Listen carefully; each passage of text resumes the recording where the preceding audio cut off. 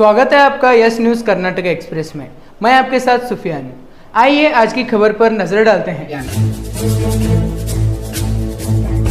ಏನು ಟೂ ಎದಲ್ಲಿ ಎಲ್ಲಾರಂತ ಆದಿ ಬಣಿಜಿಗ ಪಂಚಮಸಾಲಿ ಕೂಡೋಕಲಿಗ ಜಂಗಮ ಸೇರಿ ಮರಾಠ ಸಮಾಜ, ಜೈನ್ ಸಮಾಜ, ಕ್ರಿಶ್ಚಿಯನ್ ಸಮಾಜ ಈ ಎಲ್ಲಗಳಿಗೆ 2D ಮೂಲಕ 7% ಕೊಟ್ಟಿದ್ದಾರೆ. ಅದರ ಒಂದು ಇಂಪ್ಲಿಮೆಂಟ್ ಮಾಡ್ಬೇಕಂತ ಹೇಳಿ ನಾವು ಮೊನ್ನೆ ಒಂದು ನಮ್ಮ ಸಮುದಾಯದ ಒಂದು ಹೋರಾಟವನ್ನು ಇಟ್ಕೊಂಡಿದ್ದೀವಿ. ಸುಮಾರು 20-25 ದಿವಸದಿಂದ ನಿರಂತರವಾಗಿ ನಮ್ಮ ಹೋರಾಟವನ್ನು ಬಗ್ಬಡಿಬೇಕಂತೇಳಿ ಎಲ್ಲ ಪೊಲೀಸ್ ಠಾಣೆಗಳ ಮೂಲಕ ಇವತ್ತು ರಾಜ್ಯ ಸರ್ಕಾರ ಒಂದು ಧಮಕಿ ಹಾಕೋದು, ಬೆದರಿಸುವುದಂಥದ್ದನ್ನು ಮಾಡಿದ್ರು. ಆದಾಗ್ಯೂ ಎಲ್ಲ ಕಡೆನೂ ಇಷ್ಟು ಭದ್ರತೆ ಕೊಟ್ಟ ಮೇಲೆ 10,000 ಪೊಲೀಸರು ಇದ್ರು, 15,000 ಪೊಲೀಸರು ಇದ್ರು, ನನಗೆ ಗೊತ್ತಿಲ್ಲ. ಇಷ್ಟೆಲ್ಲ ಭದ್ರತೆ ಕೊಟ್ಟರು, ನಾವು ಯಾವುದೇ ರೀತಿ ವಾಹನ ಮಾಡಿರಲಿಲ್ಲ. ಯಾವ ರಾಜಕಾರಣಿಗಳು ಅವರಿಗೆ ಆರ್ಥಿಕವಾಗಿ ಸಹಾಯ ಮಾಡಿರಲಿಲ್ಲ. ಆದರೂ ಸುಮಾರು 1 ಲಕ್ಷಕ್ಕೆ ಸಮೀಪ ಇವತ್ತು ನಮ್ಮ ಸಮುದಾಯದ ಜನ ಸ್ವಯಂ ಪ್ರೇರಣೆಯಿಂದ ಹೋರಾಟಕ್ಕೆ ಬಂದಿದ್ರು.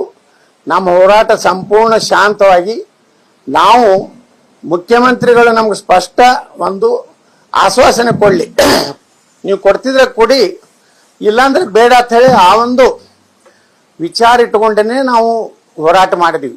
ನಾವು ಯಾವುದೇ ಗಲಾಟೆ ಮಾಡೋದಾಗಲಿ, ಯಾವುದೇ ಕಲ್ಲು ತೂರಾಟ ಮಾಡೋದಾಗಲಿ, ಯಾವುದೇ ವಾಹನಗಳಿಗೆ, ಸಾರ್ವಜನಿಕ ಆಸ್ತಿಪಾಸ್ತಿಗಳಿಗೆ ಬೆಂಕಿ ಹಚ್ಚುವಂಥ ಕೆಲಸ ನಾವು ಮಾಡಿಲ್ಲ. ಇದು ಕೃತಕವಾಗಿ ಕಲ್ಲು ಏಟು ಮೊದಲ ಲಾಠಿ ಚಾರ್ಜ್ ಮಾಡಿದ್ರು. ಒಬ್ಬ ADGP ರ್ಯಾಂಕ್, IGP ರ್ಯಾಂಕಿನ ಒಬ್ಬ ಅಧಿಕಾರಿ ವಿದೌಟ್ ಡ್ರೆಸ್, ಅವರ ಸಮವಸ್ತ್ರ ಇಲ್ಲಾರ್ದೇ ಕೈಯಲ್ಲಿ ಲಾಠಿ ಹಿಡಿದಿದ್ದು ಮಹಾ ಅಪರಾಧ. ಅದು ಯಾರು ಹೊಡಿಲಿಕ್ಕೆ ಅಧಿಕಾರ ಇಲ್ಲ. ತಮ್ಮ ಡ್ರೆಸ್ ಯಾವಾಗ ಹಾಕೊಂಡಿಲ್ಲ ಅಂದಮೇಲೆ ಅವರ ಅಧಿಕಾರಿನೇ ಅಲ್ಲ. ಆದರೂ ಮುಖ್ಯಮಂತ್ರಿ ಸಿದ್ದರಾಮಯ್ಯನವರ ಒತ್ತಡದ ಮೇರೆಗೆ ಅವ್ರನ್ನ ಏನಾದರೂ ಮಾಡಿ ಬಗ್ಗು ಬಿಡಿಬೇಕು ಅನ್ನೋಂಥ ಉದ್ದೇಶದಿಂದ ನೇರವಾಗಿ CM ಸಿದ್ದರಾಮಯ್ಯನವರು ಪೊಲೀಸ್ ಇಲಾಖೆಯನ್ನು ದುರ್ಬಳಕೆ ಮಾಡಿಕೊಂಡು ಅಮಾನುಷವಾಗಿ ನಮ್ಮ ಸಮುದಾಯದ ಅಷ್ಟೇ ಅಲ್ಲ, ಬೇರೆ ಸಮುದಾಯದವರು ನಮ್ಮ ಬೆಂಬಲಕ್ಕೆ ಬಂದಂಥವ್ರ ಮೇಲೆ ಲಾಠಿ ಚಾರ್ಜ್ ಮಾಡಿದ್ದು ಕಾನೂನು ಬಾಹಿರ. ಇವತ್ತು ನಾವು ಪ್ರಶ್ನೆ ಮಾಡ್ತೀವಿ, ಅದಕ್ಕೊಂದು ಶಿಷ್ಟಾಚಾರ ಇದೆ. ಒಂದೇ ಲಾಠಿ ಚಾರ್ಜ್ ಮಾಡಬೇಕಾದ್ರೆ ಏನು ಮಾಡಬೇಕು, ಅಸುರುವಾಯು ಪ್ರಯೋಗ ಮಾಡಬೇಕಾದ್ರೆ ಏನು ಮಾಡಬೇಕು, ಗೋಳಿಬಾರ್ ಮಾಡಬೇಕಾದ್ರೆ ಏನು ಮಾಡಬೇಕು ಅನ್ನುವಂಥದ್ದು ಅದಕ್ಕೆ ಆದಂಥ ಒಂದು ನೀತಿ ಸಂಹಿತೆ ಇದೆ. ಅಲ್ಲಿ tahsildar, assistant commissioner, deputy commissioner, ಯಾವುದಾದ್ರೂ ಒಬ್ಬ ಅಧಿಕಾರಿ ಇರಬೇಕು. ಆ ಅಧಿಕಾರಿಗೆ ಅನ್ನಿಸ್ಬೇಕು ಈ ಒಂದು ಗಲಾಟೆಯಿಂದ ಸಾರ್ವಜನಿಕ ಆಸ್ತಿ ಪಾಸ್ತಿ ನಷ್ಟ ಆಗ್ತಾ ಇದೆ, ಬೆಂಕಿ ಹಚ್ತಾ ಇದ್ದಾರೆ ಅನ್ನೋಂಥ ಅಂದಾಗ ಮಾತ್ರ ಅದನ್ನೂ ಸಹ ಅವರ ಏನು ಮೈಕ್ ಇರ್ತದೆ, ಅವ್ರದೊಂದು ಏನು ಸ್ಪೀಕರ್ ಇರ್ತದೆ, ಅದ್ರ ಮೂಲಕ 3 ಸಲ ಎಚ್ಚರಿಕೆಯನ್ನು ಕೊಡಬೇಕು. ಅದು ಯಾವುದೂ ಮಾಡದೆ ಮೊದಲು ಲಾಠಿ ಚಾರ್ಜ್ ಆಗ್ತದೆ, ಹಿಂದ್ರಾಗಡೆ ಕೃತಕವಾಗಿ ಕಲ್ಲು ಒಗೆಯುವಂಥ ಕೆಲಸ ಅದು ಯಾರು ಮಾಡಿದ್ರು, ಅದ್ರ ಹಿಂದೆ ಯಾರು ಷಡ್ಯಂತ್ರ ಇದೆ ಅನ್ನೋಂಥದ್ದು ಈ ಸರ್ಕಾರ ರಾಜ್ಯದ ಜನರಿಗೆ ಹೇಳಬೇಕು. ಸಿದ್ದರಾಮಯ್ಯನವರು ಇವತ್ತು ನಮ್ಗೆ ಕೊಡ್ಲಿಕ್ಕಂದ್ರೆ ಪರವಾಗಿಲ್ಲ, ಕೊಡಲಿಲ್ಲ ಅಂದ್ರೂ ನಾವು ಕಾನೂನಾತ್ಮಕ ಏನು ಹೋರಾಟ ಮಾಡಬೇಕು, ಪ್ರಜಾಸತ್ತಾತ್ಮಕವಾಗಿ ಏನು ಹೋರಾಟ ಮಾಡಬೇಕು ನಾವು ಮಾಡ್ತೀವಿ. ಆದರೆ ದುರ್ದೈವ ಅಂದರೆ ಸಿದ್ದರಾಮಯ್ಯನವರು ನಿನ್ನೆ ಹಿಂದುಳಿದ ಜನಾಂಗದ ಒಂದು ಒಕ್ಕೂಟದಿಂದ ಒಂದು ಮನವಿ ತಗೊಂಡಿದ್ದನ್ನು ಮುಖ್ಯಮಂತ್ರಿಗಳ ಒಂದು ಟ್ವೀಟ್ ಏನು ಎಕ್ಸ್ದಲ್ಲಿ ಅದನ್ನು ಒಬ್ಬ ರಾಜ್ಯದ ಮುಖ್ಯಮಂತ್ರಿಯಾಗಿ ಇವರು ನಮಗೇನು ಹೇಳಿದ್ರು, ನೀವು ಯಾವುದೇ ಮೀಸಲಾತಿ ಕೇಳಬೇಕಾದ್ರೆ ಹಿಂದುಳಿದ ಶಾಶ್ವತ ಆಯೋಗಕ್ಕೆ ಹೋಗತ್ತೆ ಹೇಳಿದ್ರು. ಆದರೆ ಒಬ್ಬ ಮುಖ್ಯಮಂತ್ರಿಯಾಗಿ ಅದನ್ನು ತಮ್ಮ ಚೀಫ್ ಮಿನಿಸ್ಟರ್ ಆಫ್ ಕರ್ನಾಟಕದಲ್ಲಿ ಹಾಕೊಂಡು, ಅಂದರೆ ಇವ್ರ ಉದ್ದೇಶ ಏನಿದೆ ಅಂದರೆ ಹಿಂದುಳಿದವರಿಗೆ, ಲಿಂಗಾಯತರಿಗೆ, ಒಕ್ಕಲಿಗರಿಗೆ ಜಗಳ ಹಚ್ಚಬೇಕು, ಮುಸ್ಲಿಮರಿಗೆ ಸುರಕ್ಷತೆ ಇಡಬೇಕು ಅನ್ನೋದು ಬಿಟ್ರೆ ಈ ಒಬ್ಬ ಮುಖ್ಯಮಂತ್ರಿ ಟೋಟಲಿ ಹಿಂದೂ ವಿರೋಧಿ ಅನ್ನೋಂಥ ನಿನ್ನೆ ಅವ್ರಿಗಾಗಿ ಹೇಳ್ಕೊಂಡಿದ್ದಾರೆ. ಅವರು ಬಹಳಷ್ಟು ಭಾಷಣದಲ್ಲಿ ಹೇಳ್ತಾರೆ, ಈ ರಾಜ್ಯದ ಮೇಲೆ ಮೊದಲ ಹಕ್ಕು ಮುಸ್ಲಿಮರದು ಅಂದಮೇಲೆ ಈ ಮನುಷ್ಯನಿಂದ, ಈ ಮುಖ್ಯಮಂತ್ರಿಯಿಂದ ನಮ್ಮ ನ್ಯಾಯ ಸಿಗುವುದಿಲ್ಲ. ಅದಕ್ಕೆ ನಾ ಹೇಳ್ತಾ ಇದ್ದೀನಿ, ಮುಖ್ಯಮಂತ್ರಿ ನಿಜವಾಗಿನೂ ನಿನ್ನೆ ನಡೆದಂಥ ಲಾಠಿ ಚಾರ್ಜ್ ತನಿಖೆ ಆಗಬೇಕಾದ್ರೆ ಒಬ್ಬ ಸಿಟ್ಟಿಂಗ್ ಜಡ್ಜ್ ಮೂಲಕ ತನಿಖೆ ಮಾಡಿ, ಇಡೀ ಏನಾದವ್ರಲ್ಲ ಅವ್ರ IGP ಅವರಾಗಲಿ ಮತ್ತೆ ಯಾವ ಪೊಲೀಸ್ ಅಧಿಕಾರಿಗಳು ಅಮಾನುಷವಾಗಿ ಇವತ್ತೇನು ನಮ್ಮ ಮುಗ್ಧ ರೈತರ ಮೇಲೆ, ಮುಗ್ಧ ಅನ್ನದಾತರ ಮೇಲೆ ಏನಿವತ್ತು ನೂರಾರು ಜನ ಗಾಯಗೊಂಡಾರೆ, ರಕ್ತ ಸಿಕ್ತ ಮಾಡಿದ್ದಾರೆ, ಇದು ತನಿಖೆ ಆಗಬೇಕು. ಮನುಷ್ಯತ್ವ ಏನಾದ್ರೂ ಮುಖ್ಯಮಂತ್ರಿ ಬಳಿ ಇದ್ರೆ ತನಿಖೆ ಮಾಡಬೇಕು. ಇಲ್ಲಾಂದ್ರೆ ನಾ ಅಧಿಕಾರಿಗಳ ಮೇಲೆ ರಾಷ್ಟ್ರೀಯ ಮಾನವ ಹಕ್ಕಕ್ಕೆ ನಾವು ಕಂಪ್ಲೇಂಟ್ ಮಾಡ್ತೀವಿ. ಯಾವ ಆಧಾರದ ಮೇಲೆ ವಿದೌಟ್ ಡ್ರೆಸ್ ಒಬ್ಬ IGP IPS ಅಧಿಕಾರಿ ಈ ರೀತಿ ಆಕ್ಟ್ ಮಾಡಿದ್ರು. ನಾವು ಕೇಂದ್ರಕ್ಕೂ ಪತ್ರ ಬರಿತೀವಿ ನಮ್ಮ ಗೃಹ ಮಂತ್ರಿಗಳಿಗೆ. ಒಟ್ಟಾರೆ ಆ ಅಧಿಕಾರಿಗಳು ಯಾರ್ಯಾರು ಅದಾರ ಅವ್ರು ಸಸ್ಪೆಂಡ್ ಆಗ್ಬೇಕು. ಇಲ್ಲಾಂದ್ರೆ ಮುಂದಿನ ದಿವಸಗಳಲ್ಲಿ ಇದ್ರಕ್ಕಿಂತ ಹೆಚ್ಚು ಮುಂದಿನ ಸಲ ಬೆಳಗಾವಿ ಅಧಿವೇಶನ ಬಂದ್ರೆ ಇವ್ರು ಏನ್ ಬೇಕಾದ ಮಿಲಿಟರಿ ತಂದು ನಿಂದಿರ್ತಿದ್ರು 10 ಲಕ್ಷ ಜನ ನಾವು ಸೇರ್ತೀವಿ, ನಮ್ಮ ಶಕ್ತಿ ತೋರಿಸ್ತೀವಿ.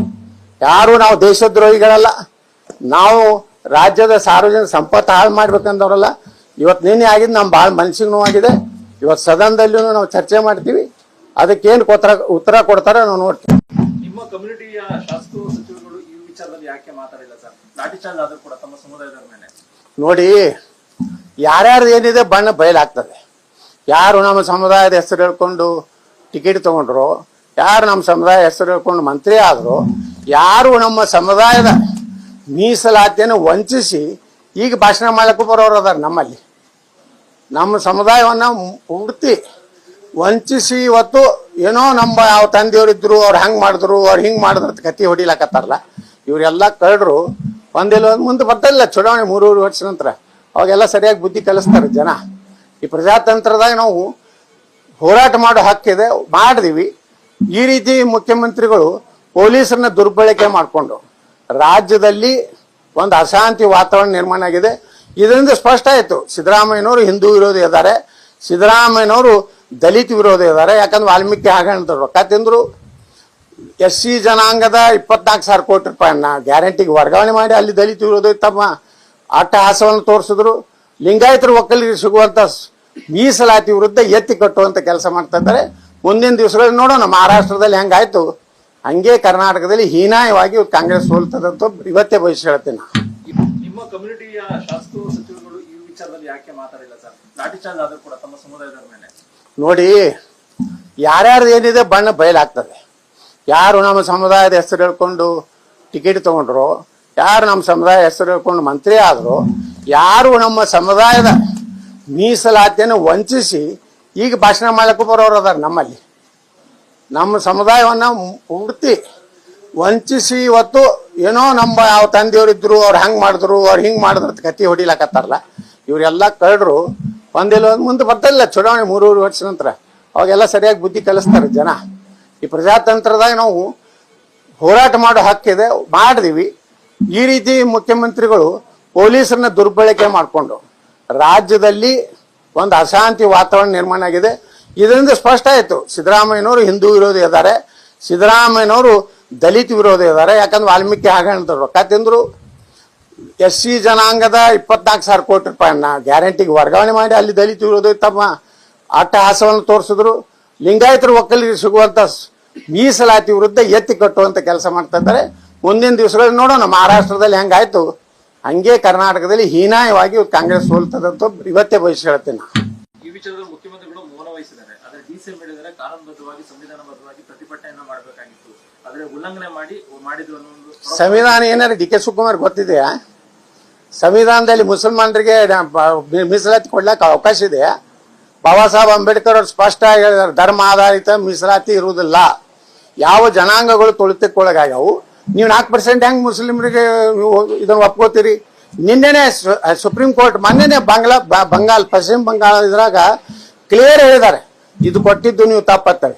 ಅದೇ ಆಧಾರದ ಮೇಲೆನೆ ನಮ್ಮ ಬೊಮ್ಮಾಯಿಯವರು ಅಮಿತ್ ಶಾ ಅವರು ಪ್ರಧಾನಮಂತ್ರಿಗಳ ಒಂದು ಮಾರ್ಗದರ್ಶನದಲ್ಲಿ ವಿಶೇಷವಾಗಿ ಶೋಭಾ ಕರಂದ್ಲಾಜೆ ಅವರು ಒಂದು ಕೊಂಡಿಯಾಗಿ 2D ಮತ್ತು 2C ಕೊಡ್ಬೇಕಾದ್ರೆ ನಮ್ಮ ಸರ್ಕಾರ ಮುಸ್ಲಿಮರಿಗೆ ಕೊಟ್ಟಂತ ಮೀಸಲಾತಿ ಅಸಂವಿಧಾನ ಅನ್ನುವಂಥ ಉದ್ದೇಶದಿಂದಲೇ ಆ ಮೀಸಲಾತಿಯನ್ನು ನಮ್ಗೆ ಕೊಟ್ಟಾರೆ. ನಾವು ನಾಳೆ ಸುಪ್ರೀಂ ಕೋರ್ಟಿಗೆ ಪ್ರಶ್ನೆ ಮಾಡ್ತೇವೆ, ಹೋಗ್ತೀವಿ ನಾವು ಸುಪ್ರೀಂ ಕೋರ್ಟಿಗೆ. ಅದೊಂದು 100ಕ್ಕೆ 100 ರದ್ದಾಗ್ತದೆ.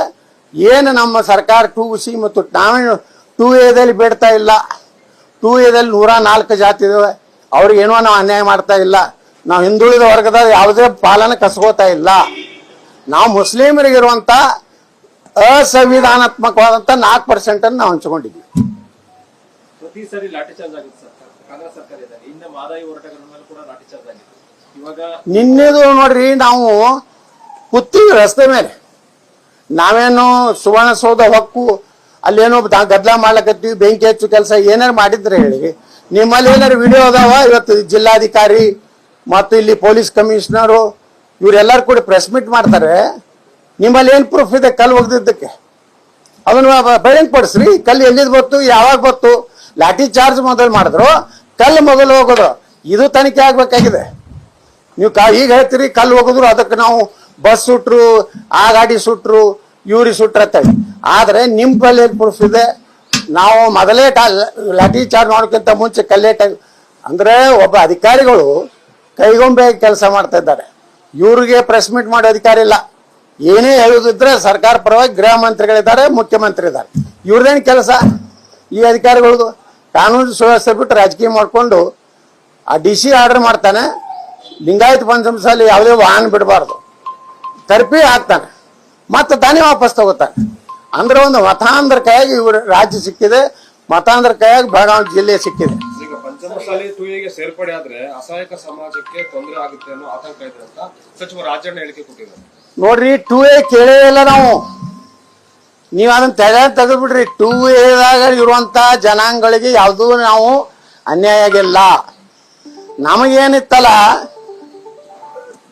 3B ನಮಗೇನು ಲಿಂಗಾಯತರು ಇದೆಲ್ಲ ಜನಾಂಗ ಇತ್ತಲ್ಲ, ಅದನ್ನೇ ಅಪ್ಗ್ರೇಡ್ ಮಾಡಿ ಮುಸ್ಲಿಮರಿಗೆ ಅಸಂವಿಧಾನಾತ್ಮಕವಾಗಿ ಕೊಟ್ಟಂತ 4%ನಲ್ಲಿ 2% ಒಕ್ಕಲಿಗ ಸಮಾಜಕ್ಕೆ, 2% ಲಿಂಗಾಯತರು ಯಾರು ಆದಿ ಬಣಿಗ, ಪಂಚಮಸಾಲಿ, ಕೂಡೊಕ್ಕಲಿಗ ಅಂದ್ರೆ 2Aದಲ್ಲಿ ಕೆಲವೊಂದು ಲಿಂಗಾಯತರು ಹೋಗ್ಯಾರ.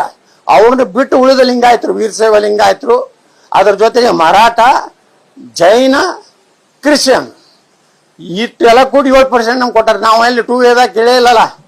2Aದಾಗ ಕೊಡ್ತೀವಿ, 2Aನೇ ನಾವು ಕೊಡ್ತೀವಿ ಅಂತ ಹೇಳ್ದವನೇ ಕಾಂಗ್ರೆಸ್ನ ಲೀಡರು MLA.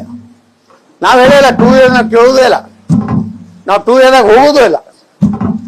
ನಾವೇ ಇವತ್ತು ಹಾಲಂಬತ್ತ ಸಮಾಜಕ್ಕೆ ST ಸೇರಿಸ್ಬೇಕಂದವನು ನಾನೇ ವಿಧಾನ ಪರಿಷತ್ತಿನ ಸದಸ್ಯನಿದ್ದಾಗ, ವಿಧಾನಸಭಾ ಸದಸ್ಯನಿದ್ದಾಗ ಏನು ಮೀಸಲಾತಿ 15ರಿಂದ 18 ಮಾಡಬೇಕು, ಏನು 3 ಇದ್ದಿದ್ದು 7% ನಮ್ಮ ST ಜನಾಂಗ ಮಾಡ್ಬೇಕಂತ ನಾನು ಹೋರಾಟ ಮಾಡೀನಿ. ಯಾವ ಕಾಂಗ್ರೆಸ್ನವ್ರು ಏನು ಮಾಡಿಲ್ಲ. ನಮ್ಮ ಸರ್ಕಾರ ಮಾಡಿದ್ದೆ ಒಳ ಮೀಸಲಾತಿ ಪ್ರಮಾಣ ಹೆಚ್ಚು ಮಾಡಿದ್ದೆ ಬೊಮ್ಮಾಯಿ ಸರ್ಕಾರ. ಇವ್ರು ಬಂದು ಏನು ಮಾಡಿಲ್ಲ. ಆದ್ರೆ ಕುತಂತ್ರ ಏನು ಮಾಡಿದ್ರಂದ್ರ ಒಳ ಮೀಸಲಾತಿ ನಾವು ಏನು ಕೊಟ್ಟಿದ್ವಲ್ಲ, ಕೊಟ್ಟ ಮ್ಯಾಗ ಅದನ್ನ ಇಂಪ್ಲಿಮೆಂಟ್ ಮಾಡ್ಬೇಕಾಗಿತ್ತು. ಈಗ ಸುಮ್ಮನೆ ಅದಕ್ಕೊಂದು ಸಮಿತಿ ನೇಮಿಸ್ಯಾರ. ಎದಕ್ ಬೇಕಾಗಿತ್ತು ಸಮಿತಿ? ಯಾರು ST ಅದಾರ ಅನ್ನೋದು ಗುರ್ತದ, SC ಯಾರು ಅದ ಅನ್ನೋದು ಗುರ್ತದ, ನಮ್ಮಲ್ಲಿ ಕ್ಯಾಟಗರಿ ಗುರ್ತದ. ಅವ ಯಾರು ಆ ಜಾತಿಯ SC ಸರ್ಟಿಫಿಕೇಟ್ ತರ್ತಾನ ಅವ್ನು ಕೊಟ್ಟು ಬಿಡೋದು. ಒಳ ಮೀಸಲಾತಿಯಲ್ಲಿ ಸಹ ಇವತ್ತು ಲೆಫ್ಟ್ ಇರಲಿ, ರೈಟ್ ಇರಲಿ, ಬಂಜಾರ ಇರಲಿ, ಸ್ಪೆಸಿಫಿಕ್ ಆಗಿ ನಾವು ಮೀಸಲಾತಿಯನ್ನು ಕೊಟ್ಬಿಟ್ಟಿವಿ. ಅದನ್ನು ಇಂಪ್ಲಿಮೆಂಟ್ ಮಾಡೋದು ಅಟ್ಟೆ ಐತಿ. ಈಗ ಸಮಿತಿ ನೇಮಿಸಿ ಆ ಸಮುದಾಯಕ್ಕೂ ಮೋಸ ಮಾಡ್ತಾ ಇದ್ದಾರೆ. ಸಮಿತಿ ಮಾಡೋ ಅವಶ್ಯಕತೆ ಇಲ್ಲ. ನಾವೇನು BJP ಸರ್ಕಾರ ಇದ್ದಾಗ ಕೊಟ್ಟಂತ ದಲಿತರಿಗೆ SC ST ಜನಾಂಗ ಏನು ಕೊಟ್ಟಿವಿ, ಮೀಸಲಾತಿಯನ್ನು ಹೆಚ್ಚು ಮಾಡಿವಲ್ಲ, ಅದನ್ನ ಇಂಪ್ಲಿಮೆಂಟ್ ಮಾಡಿದ್ರೆ ಸಾಕು. ಆದ್ರಂತ ಮಾಡೋದಿಲ್ಲ. ಇವ್ರಿಗೆ ಅದು ಬೇಕಾಗಿಲ್ಲ. ಸುಮ್ಮನೆ ಒಂದು ಸಮಿತಿ ಮಾಡೋದು, ಒಬ್ಬ ಕ್ಯಾಬಿನೆಟ್ ದರ್ಜೆ ಕೊಡೋದು. ಯಾವುದೇ ಹೊಸ ಸುದ್ದಿಯನ್ನ ನೋಡಲು ನಮ್ಮ ನ್ಯೂಸ್ ಕರ್ನಾಟಕ ಎಕ್ಸ್‌ಪ್ರೆಸ್ ನ ನೋಡ್ತಾ ಇರಿ. ಹಾಗೆ ನಮ್ಮ ಚಾನೆಲ್ ನ ಸಬ್ಸ್ಕ್ರೈಬ್ ಮಾಡಿ, ಬಾಜು ಇರುವ ಬೆಲ್ ಐಕಾನ್ ಅನ್ನ ಕ್ಲಿಕ್ ಮಾಡಿ. ಹಾಗೆ ನಮ್ಮ ಚಾನೆಲ್ ನ ಲೈಕ್ ಮಾಡಿ, ಶೇರ್ ಮಾಡಿ. ನಮ್ಮ ನಡೆ ಸತ್ಯದ ಕಡೆ.